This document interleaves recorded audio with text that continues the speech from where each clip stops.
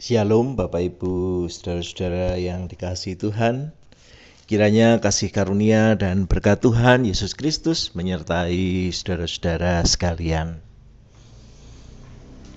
Bapak Ibu, saudara-saudara yang dikasihi Tuhan, dalam hidup beriman kita bersama-sama sudah menyadari bahwa kewargaan kita ada baik di dunia ini sebagai warga negara Indonesia, tetapi juga menjadi warga kerajaan Allah, warga kerajaan sorga. Dan ketika kita menghayati bahwa kita memiliki dua kewargaan itu, tentu ada tantangan yang muncul di dalam kita menghidupinya. Nah, bagaimana kita bisa tetap melakukan bagian terbaik yang bisa kita lakukan untuk menghidupi hal tersebut? Nah, Rasul Paulus kepada jemaat di Filipi memberikan nasihat yang luar biasa bagaimana mereka didorong untuk melakukan bagian mereka sebaik-baiknya. Filipi 4 ayat 1 mengatakan demikian. Karena itu, saudara-saudara yang kukasihi dan yang kurindukan, sukacitaku dan mahkotaku, berdirilah juga dengan teguh dalam Tuhan, hai saudara-saudaraku yang kekasih. Dalam ayat ini ada hal penting yang Rasul Paulus tunjukkan kepada jemaat di Filipi pada waktu itu. Bahwa Rasul Paulus sebagai guru yang mengajak mereka untuk meyakini ada karya keselamatan Kristus dalam kehidupan mereka, dan kemudian mengajak mereka hidup dengan baik dalam nilai-nilai kekristenan, nilai-nilai kerajaan Allah. Rasul Paulus hendak menunjukkan bahwa Rasul Paulus sangat mengasihi mereka. Ada kasih yang diberikan kepada jemaat di Filipi ini dengan sungguh-sungguh. Itu dua kali dalam satu ayat ini ditunjukkan, yaitu ketika dia menyapa saudara-saudaraku yang kukasihi dan kurindukan, kemudian di akhir ayat dia mengatakan, hai saudara-saudaraku yang kekasih. Kasih yang besar dari saudara-saudara seiman ini menjadi dorongan terbaik di dalam kita melakukan bagian kita sebagai anak-anak Tuhan.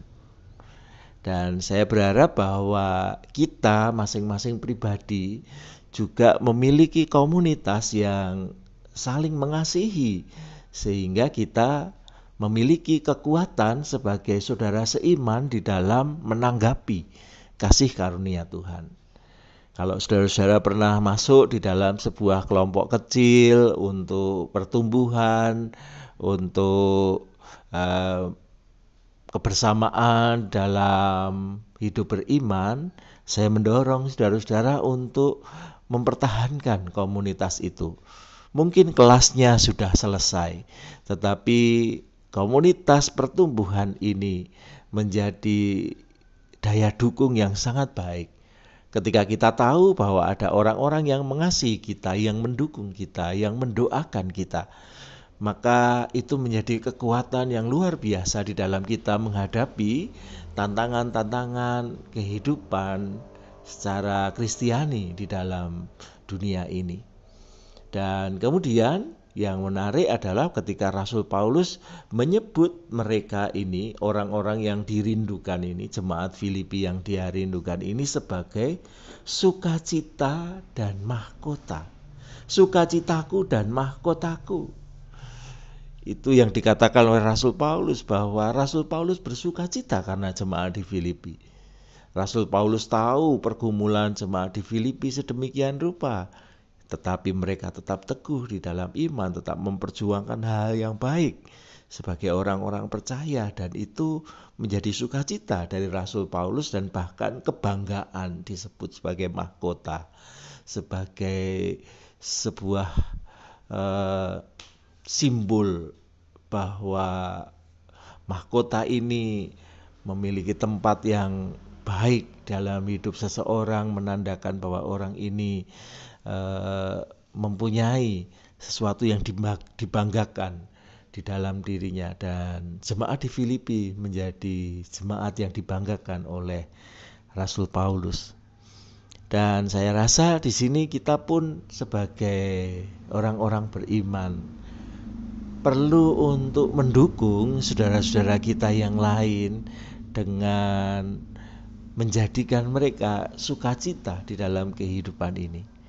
Ketika mereka melakukan hal-hal yang baik sebagai orang percaya, mereka memiliki hati yang teguh di dalam hidup beriman mereka, itu adalah kebanggaan, adalah sukacita yang bisa membuat kita pun juga semakin berdaya di dalam memperjuangkan hidup beriman kita. Oleh karena itu kita perlu memiliki komunitas yang baik, di mana komunitas ini bisa menjadi kebanggaan kita, menjadi sukacita kita, sekaligus menjadi daya dukung di dalam hidup beriman kita. Dan ketika komunitas ini menjadi komunitas yang saling mendukung, itu akan membawa dampak yang baik di dalam pertumbuhan hidup beriman kita. Nah, nasihat yang konkret yang disampaikan oleh Rasul Paulus adalah berdirilah juga dengan teguh dalam Tuhan. Nah, saya rasa ini juga nasihat bagi setiap kita. Berdirilah teguh. Itu menjadi sebuah kesediaan untuk siap sedia menanggung semua konsekuensi atas pilihan kita untuk menjadi anak-anak Tuhan, atas kewargaan surgawi yang kita miliki. Dan dengan berdiri teguh melakukan bagian kita, dan itu dilakukan di dalam Tuhan, saya rasa kita semua akan bisa menghadapi segala macam tantangan kehidupan di dunia ini. Tantangan-tantangan yang hadir dalam hidup kita, baik itu secara fisik ataupun secara non fisik yang perlu kita hadapi, saya rasa ini akan menjadi tantangan yang penting untuk kemudian kita hadapi dengan teguh hati. Bahwa kita diberi kekuatan oleh Tuhan, kita diberi kuasa oleh Tuhan, kita akan dimampukan untuk melewati semuanya itu. Kita punya daya dukung yang baik dari orang-orang di sekitar kita yang mengasihi kita, yang menjadikan kita sukacita di dalam kehidupan mereka, bahkan menjadikan kita kebanggaan di dalam hidup beriman yang dijalani. Saya rasa itu semua menjadi bagian terbaik yang bisa kita lakukan untuk terus menanggung bagian kita untuk melakukan yang terbaik bagi kemuliaan nama Tuhan. Kiranya Tuhan memampukan kita semua. Amin.